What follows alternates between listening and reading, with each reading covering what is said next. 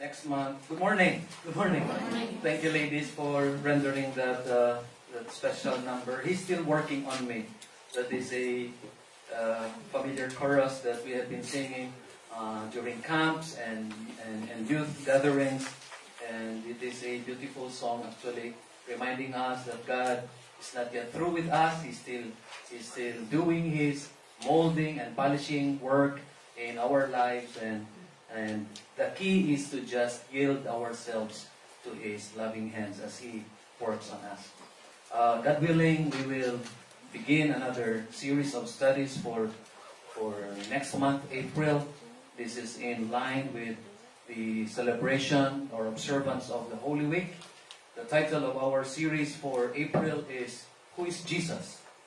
And for the next 4 Sundays, beginning next Sunday, we will be considering from God's Word who Jesus is in our lives as the Word of God reveals Him to us. Okay? Kindly, if you are holding a program with you, on the Sunday side of your program, you will find the passage that we have read a while ago. We will read that again, this time from the English Standard Version.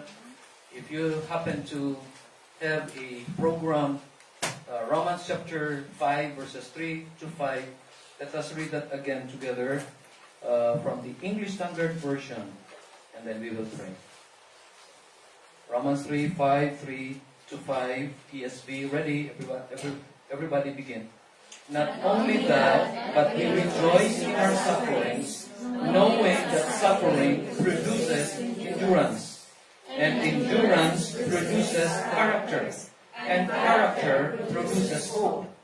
And hope does not put us to shame, because God's love has been poured into our hearts through the Holy Spirit who has been given to us. This is God's Word, and we will pray first before we continue.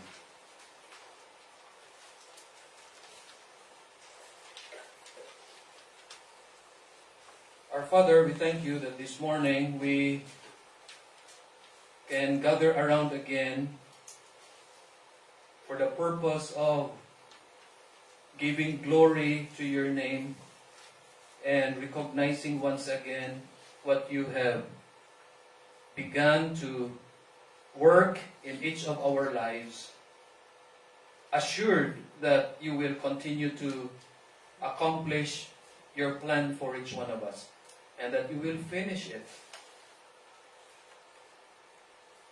before our time comes to stand before You once again in glory. We believe, Father, that what You have in Your plan for each one of us is for our best. As what Your Word has assured us in Romans 8:28, You are doing everything. You are allowing everything that we experience in our lives, bringing even the bad experiences and the bad circumstances, converting them into something good, so that Your plan for us would be accomplished. Your design for each one of us would be complete. And someday we will stand with confidence, blameless, because of the Lord Jesus Christ and because of what He has done. We thank You, Father, for the assurance that You are always opening opportunities for us to grow in our Christian faith, to develop both spiritual strength and moral strength. We need this so that good, godly character would be produced and would be progressively possessed by us as we continue to follow you.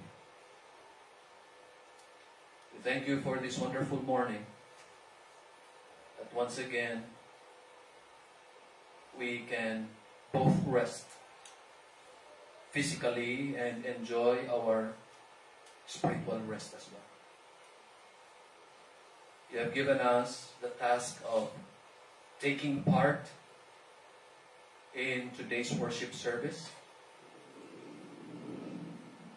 You do not intend us to be spectators, but participants in this hour of worship. We pray that you will lead us through the influence of the Holy Spirit and by the truth of your word, that we will be able to render an acceptable kind of worship this morning. We pray that you will cleanse us from all unrighteousness and sin. You will not receive anything from our hands, any praise from our lips, any good intentions from our hearts, if they are characterized by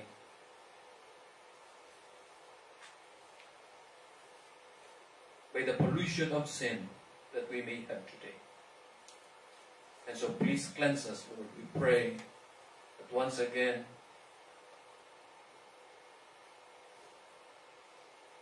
you would empower us to repent of this sin, to turn away from every evil thought and word and deed that we love to do. And help us, dear God, to turn to you. And for this hour, we pray that the worship that we render would be a sweet-smelling worship in your sight and in your presence. We pray that you will make us worthy. Father, this morning we would want to remember in prayer the victims of the earthquake in Myanmar and in Thailand. We have seen images of the widespread destruction from this earthquake. We know, Lord, many have been affected, loss of life, loss of possessions. We pray that you will provide in mercy, you will extend your grace to those who were affected. We pray that the organizations from all over the world would be able to pool the resources, that they would be able to extend help to these people. We pray even for Christians in Myanmar, in Thailand, that you would give them, Lord, the ability to share, so that they would be able to extend the love of Jesus to those who have lost loved ones and personal possessions from this earthquake. We pray, Lord, that you will bless all the endeavors, even coming from our missionaries, both full-time missionaries and career missionaries, currently serving you in Thailand. We pray that you will bless their unified efforts. We pray even for the Christians in Myanmar. We know that there are no foreign missionaries there right now.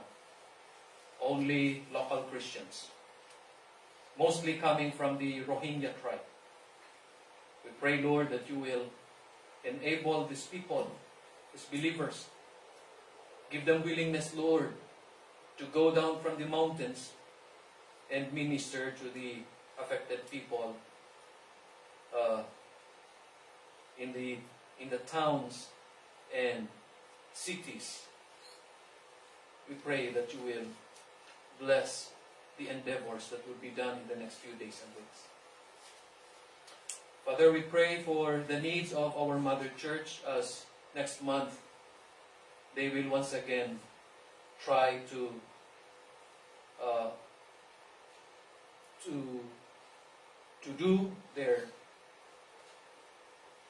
fulfill their financial obligation to the building property owner where we are meeting. We pray, Father, for your provision. They need more than 60,000 to pay by the end of next month. We pray that you will provide. Lord, help us realize how blessed we are, that we can still use these facilities without us contributing even a single penny to what is being required from all residents of this building. But we know that we still have a part, and that is to be wise stewards of the facility that the Mother Church allows us to use. Help us, Lord, to be wise in using our resources. Help us to conserve energy, to conserve water. Help us to take good care of the physical resources that we have here in the sanctuary. Help us, Lord, to be wise stewards. Help us to take good care of this place. This would be the least that we can do to show appreciation to our Mother Church by allowing us to use this. Help us, Lord, to be careful in the way we use everything that is in this place. Lord, grant us the wisdom how to manage this facility. This morning, we would also want to lift up to you once again our country and what is happening right now. It saddens us, Lord, that politics would polarize people. It saddens us that even it polarizes, it divides Christians.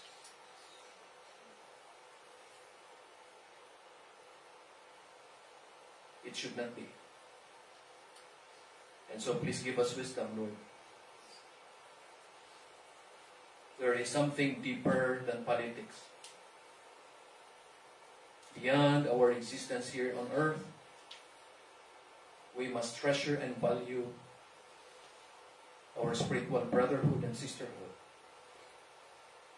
And so we may disagree with our political views, but Lord, bring us to unity as a church. Help us, Lord, to be one, because we cannot extend a unified prayers for our country and for our leaders if we are divided.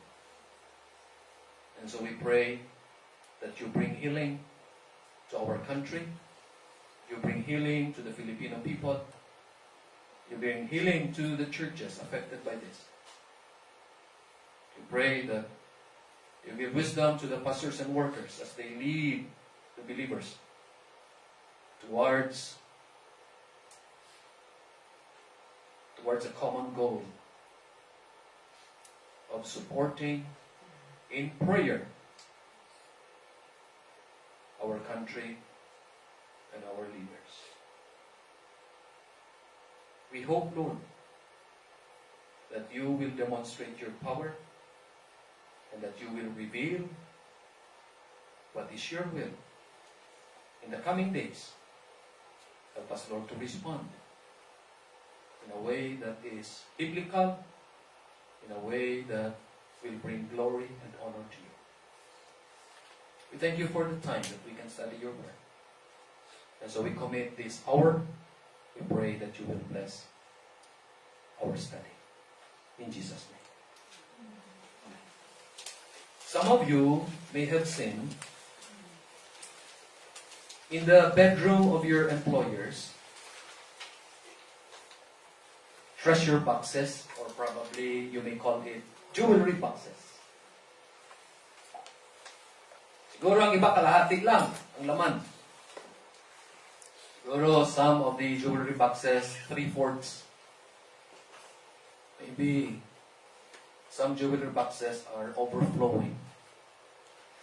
It's in Romans chapter 5, verses 1 to 11, the Apostle Paul was trying to describe a spiritual jewelry box or a spiritual treasure box that all believers possess because they are in the Lord Jesus Christ. Any person who is rightly related to the Lord Jesus Christ possess certain spiritual treasures that we can enjoy and appreciate in our daily lives. Isa-isahin po muna natin because this is significant. In verses 1 and 2, dali lang po.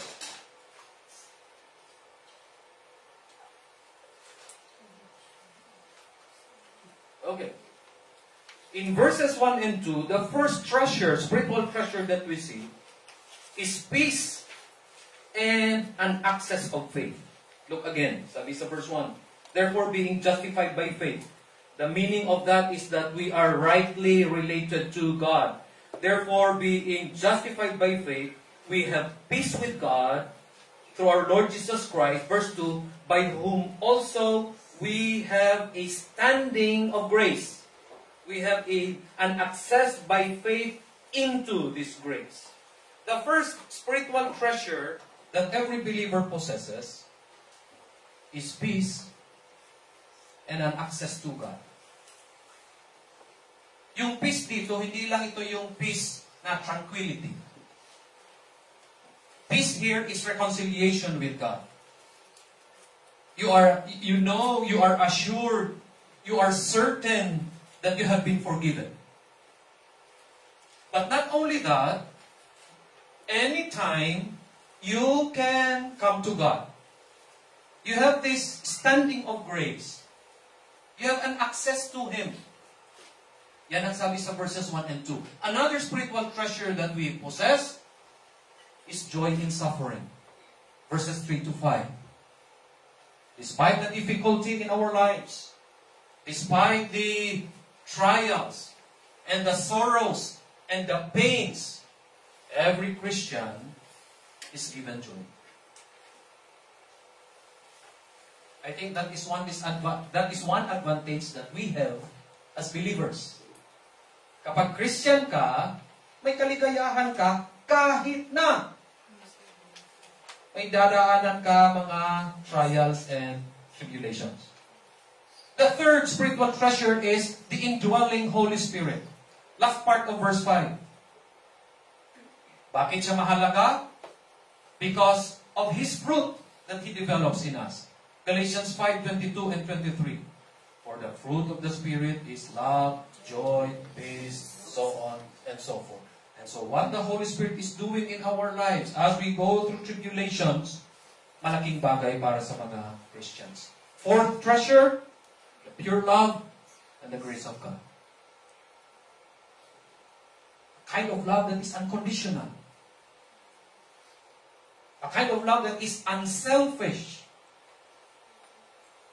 God has extended it to us. And finally, a future deliverance from wrath. Sabi sa verse 9. These are the spiritual treasure, the spiritual jewels na meron tayo as believers. And so this morning, as we study God's Word, remember this. If you are rightly related to the Lord Jesus Christ, if you have trusted Him as your Savior and Lord, kung nandyan si Jesus sa puso mo, and you are sure that you are a believer, you have this in your life. Kahit minsan walang pera, pero spiritually, mayaman ka. Kung sa bagay, ang pera hanggang dito lang naman sa lupa. This, you carry with you sa langit. This would last for eternity. And we praise the Lord for these blessings.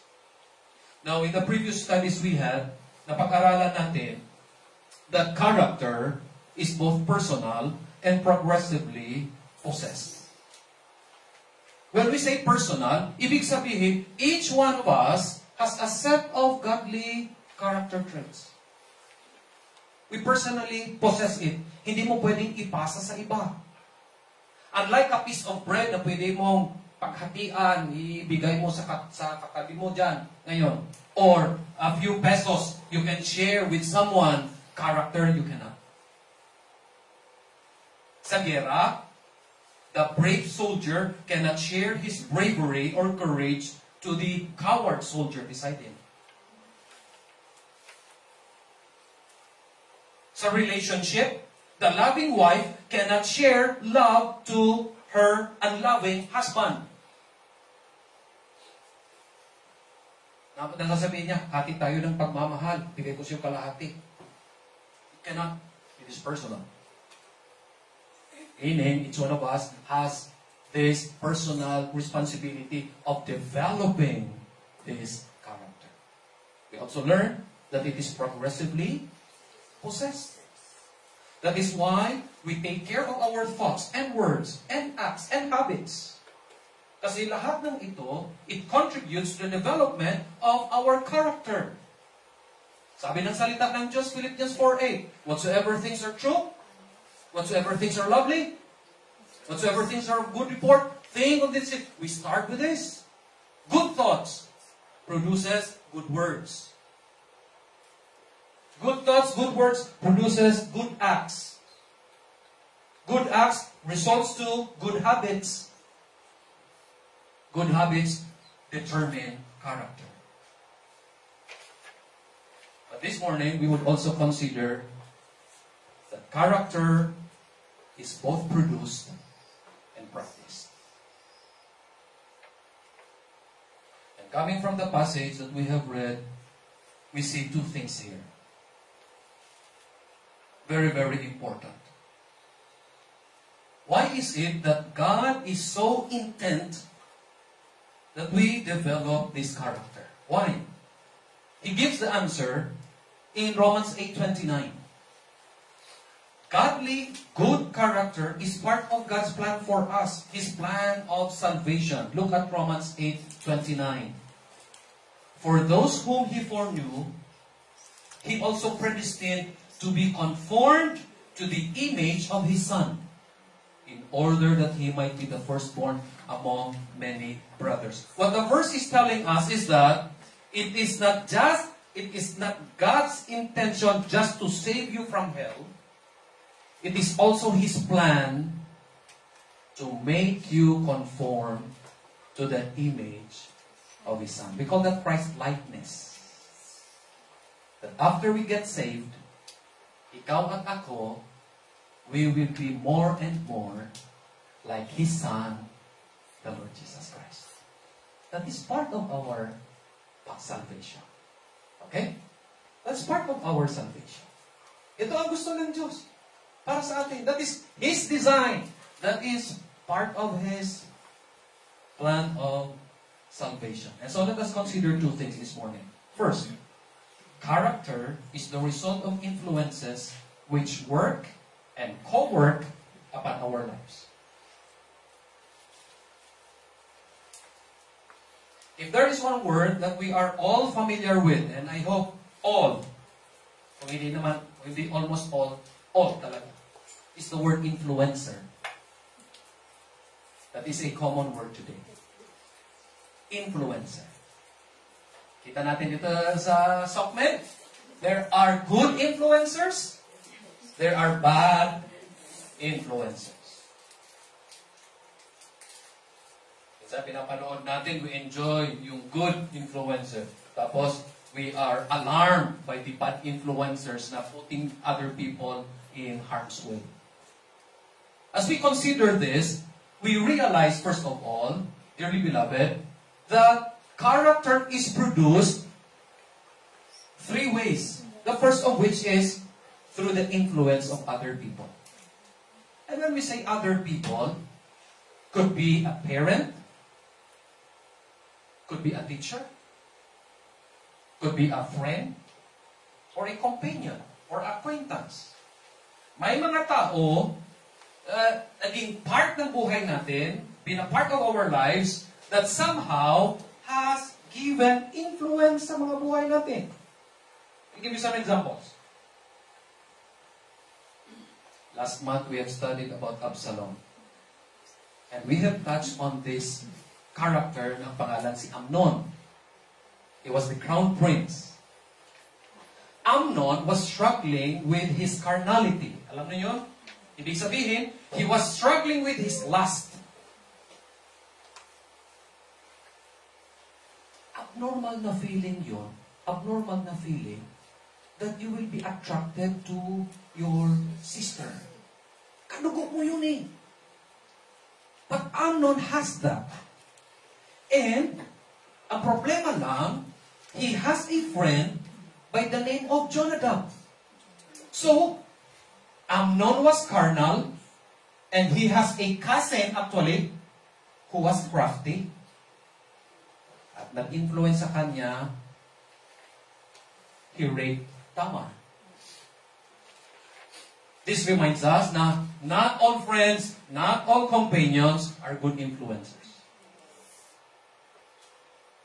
May mga tao sa buhay natin, if we would just be honest, na it is better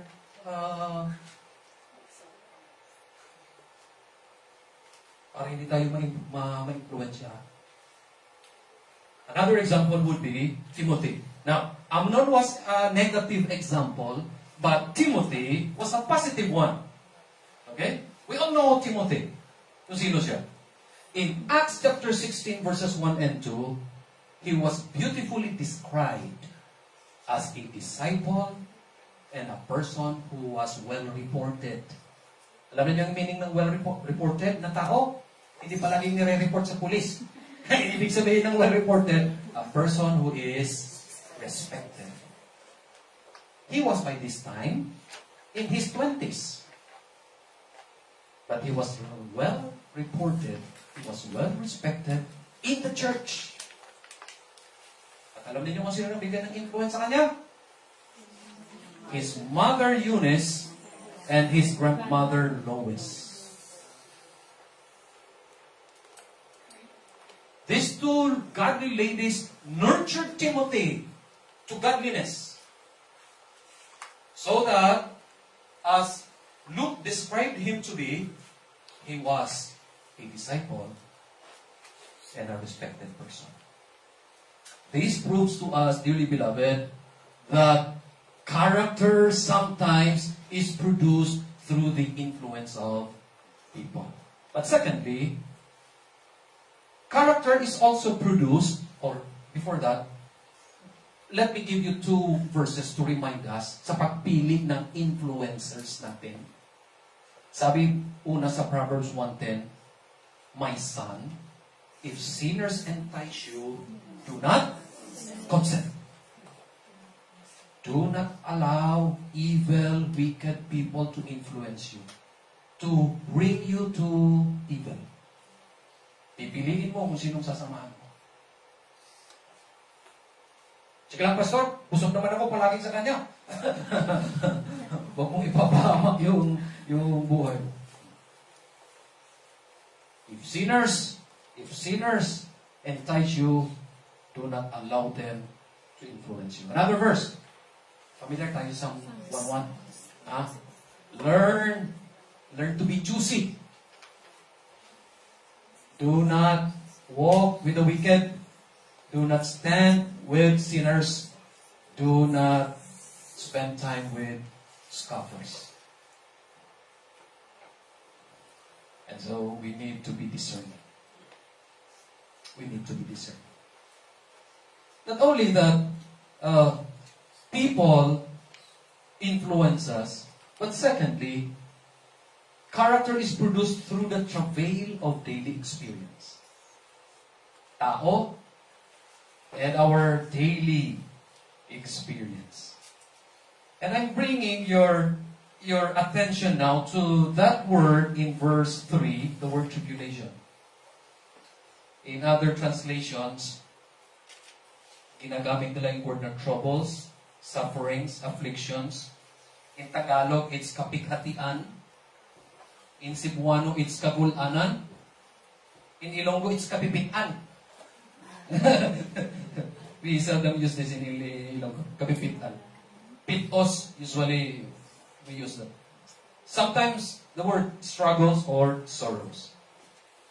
Now all of this paint a picture of something that is pressing you.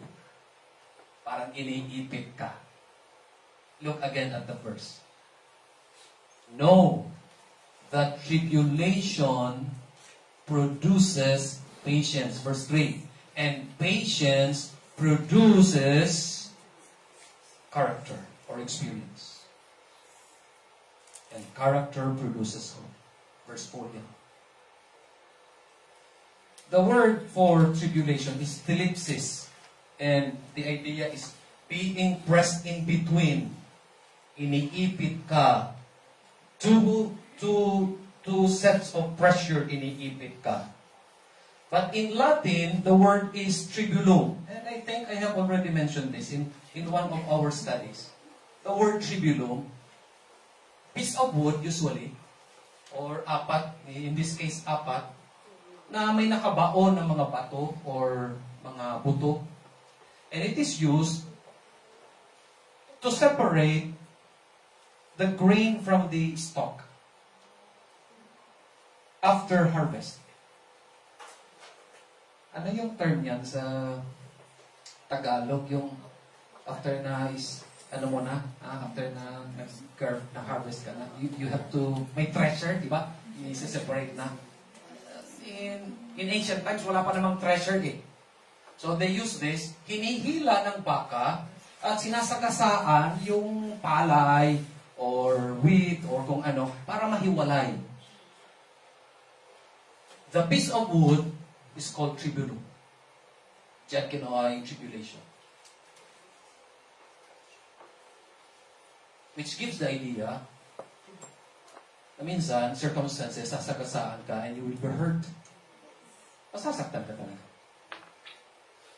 Trials come, hardships come, afflictions come, you will be hurt.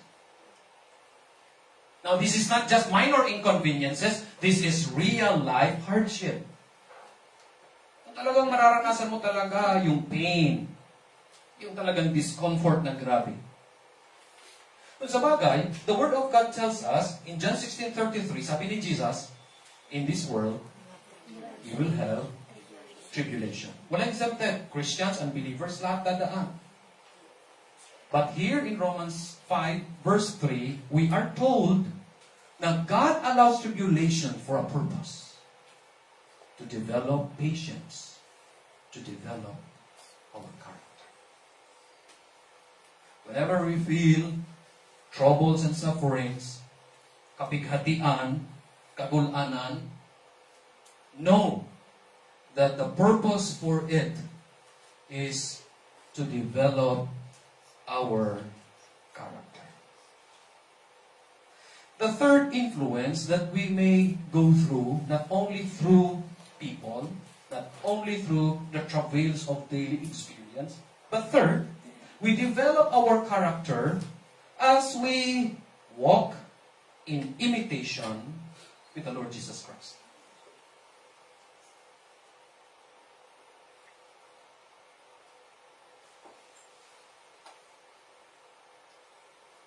As we copy Him in our daily life, the more we read His Word, the more we consider His life, the more we copy Him, applying His virtues in our lives. After all, Jesus is our model and example. The more we imitate Him, the more we develop godly character. I want to share with you a verse in 2 Corinthians 3:18. Sabi ng verse, And we all, with unveiled face, beholding the glory of the Lord, as we spend more and more time gazing at the Lord Jesus Christ in His Word, we are being transformed into the same image from one degree of glory to another. Ang susi nito, this does not talk of an occasional gazing on the Lord Jesus Christ. 15 minutes sa umaga, 10 minutes sa gabi. It is a constant meditation on the Word and example of the Lord Jesus Christ. And asking the Holy Spirit to influence your life in such a way that you will be able to imitate Jesus. And the more and more time you spend imitating the Lord Jesus Christ, the more and more transformed you are into His image. You gaze at Jesus in the Word of God until His image is burned in your soul.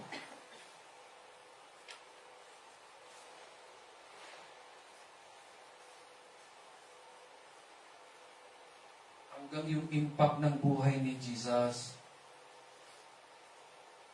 tatalab sa puso at sa isip ng bawat buhay, ng bawat Kristiyano.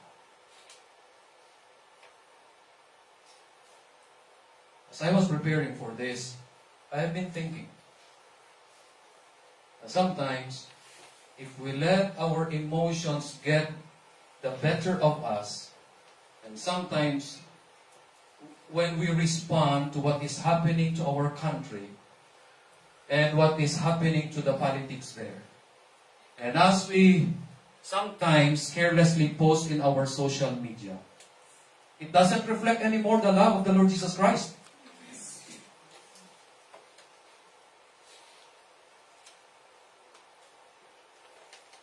We need to be careful how to do that, lest we divide the church. Jesus has died for the church. We have no business dividing the church. And so, we need to be careful, not careless, in posting anything. How dare you divide the church? Kung ang gusto ni Jesus, buuin ang church.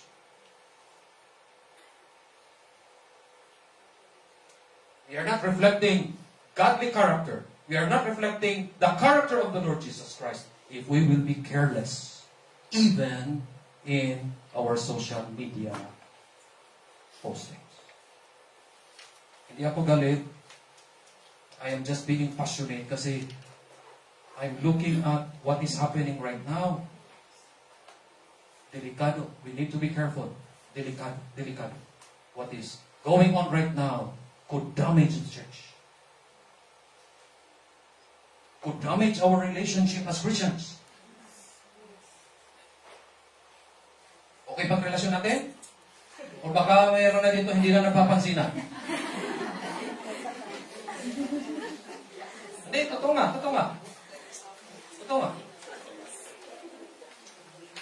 Kung meron dito, please reconsider. Please reconsider. Kasi hindi ito ang design ng Panginoon sa atin. When all has been said and done, pag matapos ito lahat, who knows? Baka magkatabi pa kayo sa langit. Can you bear it? That you will be singing praises to the Lord Jesus Christ for eternity. Magkatabi kayo, shoulder to shoulder, at hindi kayo magpapansinan. Kasi dito sa lupa, nagsamaan kayo ng loob dahil sa post ninyo sa Facebook. Reconsider. Reconsider. As we gaze. Okay? As we gaze.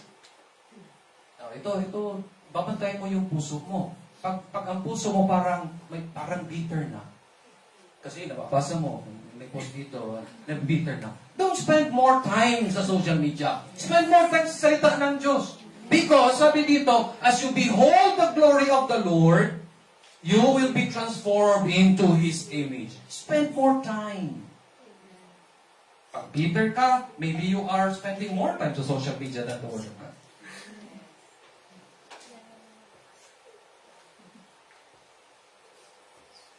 And so that addresses the production side of character. You want to produce godly character? You need to, because that is a personal responsibility. Choose friends wisely, because people influence you. Your daily experience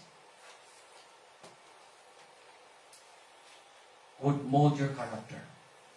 And so, possess the right response to these circumstances. Walk with the Lord Jesus Christ.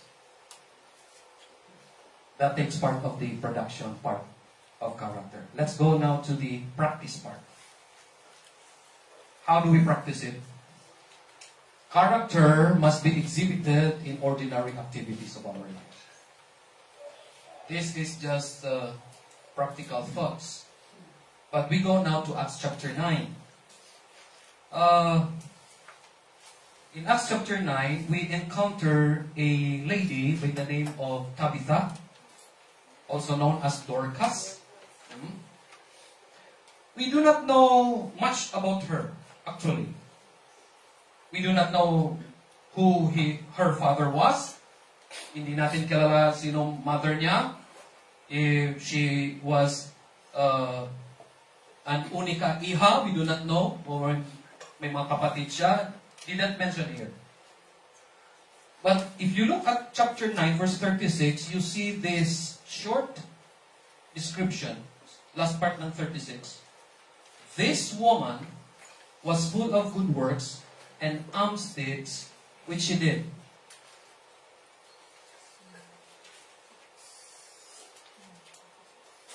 Tama, no? Very little was known of her, actually. Pero, this is a description about Dorcas. Sabi dyan, she was a believer and a disciple. Don't you know that it was only here in Acts chapter 9 na ginamit ang word na disciple for a woman? In the rest of the New Testament, every time na may word na disciple, lalaki yun. Except dito. Siya lang ang tinawag na disciple, na babae. She was a believer and at the same time, a disciple. Now, this is significant. Why? Not all Christians are disciples. Would you agree? Yes. Pwede lahat believers. Pero hindi lahat ng believers disciples. Why? What is the description of a disciple? Let us read this. A disciple is, ready, go. Someone who acknowledges the Lordship of Jesus, follows Him, receives His discipline, and imitates His example. That is what a disciple is. Na wala tayong problema dito. Acknowledges the Lordship of Jesus. A believer can do that. Wala tayong problema dito. Follows Him. A believer can, once in a while, occasionally, follow the Lord Jesus Christ. But what makes a disciple separate? Receives His discipline. And last Sunday in our study from Proverbs chapter 3 verses 10 to 12, remember? You want to develop godly character? You welcome the discipline of God.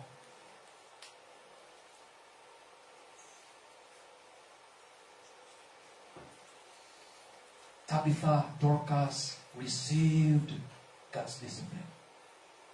As God molded her in her daily life, she received it with this hope. Sabi sa Romans 3 verse 5, with that hope and with that love for God, she was also able to imitate the example of the Lord Jesus Christ. Dorcas demonstrated godly character. We see that here in the passage. And if you would go deeper into the passage, you would also see na yung na-mention natin na character trait sa Proverbs 3, we see in the life of Dorcas. We see kindness. We see faithfulness. We see trust. We see thankfulness in her life. With a simple needle. Tingnan niyo ha. Tingnan niyo. Verse 9. Verse 9. When Peter was already there, nandun sila sa upper chamber, all the widows, verse 9, 39, all the widows stood by him, weeping, and showing the coats and garments which Dorcas made while she was with them. That is an evidence of godly character. Ando na si, katawan ni Dorcas. And Peter was there. At hindi natin alam nga na she will be raised from the dead. Basta nandun si Peter. Pero these widows, they were showing itong mga damit na tinaik ni Dorcas. Okay? Now, with a simple object, karayom, ano? Ano sa Ilonggo? Dagong? With a simple object of common use, Tabitha or Dorcas was able to render an acceptable service to God. And she was able to make an impactful ministry to the church. That is godly character. Dearly beloved, as we end this study, consider this. Hindi mo kailangan na masyadong malaking talent to serve God and to make a powerful impact. Hindi mo kailangan. With a simple object, in the part of Dorcas, simpleng karayom, simpleng pagdahi at paggawa ng damit, she was able to render acceptable service to God and an impactful ministry. That is godly character. That is the practical side of having godly character. And as we draw this to a close, mga kapatid, let me say, in the sight of God, character is more important than personal achievement or fulfillment.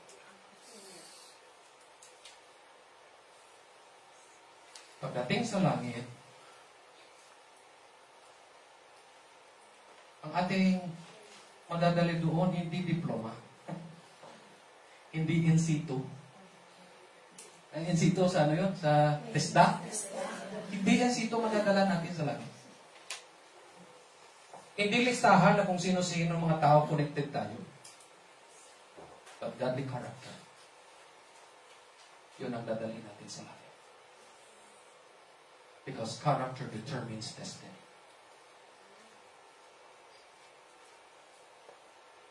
God wants to develop character in each of our lives, you and I. And God wants us to be a part of that process. And so we need to yield our lives to God. As God continues to work in our lives, He's still working on me. Sabi ng kanta kanina. As God continues to work in our life, we yield ourselves to Him. The question now for us, papaunin natin ito, I hope, papaunin natin ito, as we close this series of studies. Will you work with Him towards a godly character? Will you participate in His work? Will you yield to Him? Will you allow Him to polish your life, to mold you, to produce godly character in you? Will you work with God? I hope you will. I hope you will. Father, bless your word into our hearts and lives. Forgive us, Lord, for the times when we become careless. We think that character doesn't matter. We think that godly character is not important. Sometimes, Lord, we forget that it is what defines us as disciples of the Lord Jesus Christ. Please help us, dear God, to yield our lives into your loving hands as you continue to work in us, in our lives, molding, polishing, removing the rough edges in our lives, replacing it with good traits. Pray, Lord, that we would allow the Holy Spirit to influence us in such a way that we would be able to be conformed to the image of your Son, in whose name we pray.